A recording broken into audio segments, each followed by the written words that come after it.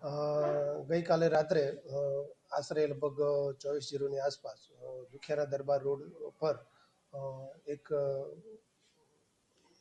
મારુતિ કારના ડ્રાઈવરે એક મોટરસાઇકલ સાથે એક્સિડન્ટ કરેલ અને એને જ્યારે ઊભા રહ્યા હતા બધા તો થોડા લોકો ભેગા થઈ ગયેલા અને જોયેલ તો નશાની હાલતમાં હોય એમ જણાય આવેલ, જેથી તાત્કાલિક પોલીસ પહોંચી ગયેલી અને એના ઉપર કેસ કરી અને કાયદેસરની કાર્યવાહી કરેલ છે.